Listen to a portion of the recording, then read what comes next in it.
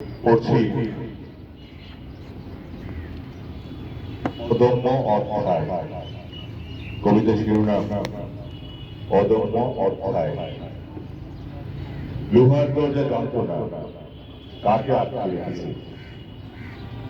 একটি দেহ না একটি যুগ, নির্জন কারাগারের দেয়াল প্রতিদিন শুনছে নীরব প্রশ্ন, কিভাবে বন্দী করা যায় একটি আদর্শ। রাতের পর রাত নির্যাতনের ভাষা বদলেছে, কিন্তু বদলায়নি তার চোখের দৃষ্টি। সেখানে ছিল দেশ, সেখানে ছিল মানুষ, সেখানে ছিল মাথা না নোয়ানোর শপথ।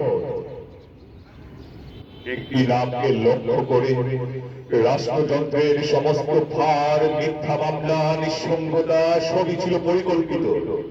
তবু ইতিহাস জানে শরীর ক্লান্ত হয়, সংগ্রাম নয়।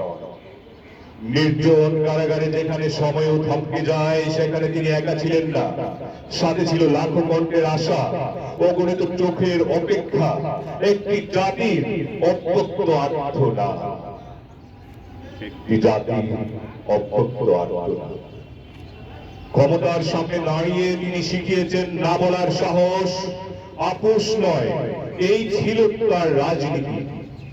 ভয় নয়, এই ছিল তার উত্তর। যেখানে অনেকেই নত হয়, সেখানেই তিনি হয়ে উঠেছেন উচ্চারণের শেষ সীমা। তাকে দুর্বল করার চেষ্টা হয়েছে, শরীর দিয়ে, স্বাস্থ্য দিয়ে, নিঃসঙ্গতা দিয়ে, কিন্তু কেউ বুঝেনি তিনি গড়া ছিলেন ইচ্ছা শক্তির পাথরে। একটি নাম নয়, তিনি ছিলেন প্রতিরোধের মানচিত্র। একটি নাম নয়, তিনি ছিলেন প্রতিরোধের মানচিত্র। একটি মুখ নয়, তিনি ছিলেন প্রতিবাদের ভাষা। কারাগার তাকে ছোট করেনি, বড় ইতিহাসে আরো উঁচুতে তুলে ধরেছে। সময় যাবে, শাসক বদলাবে, কিন্তু থেকে যাবে এই শিক্ষা, লোহার শিকল দিয়েও সবকিছু বাঁধা যায় না।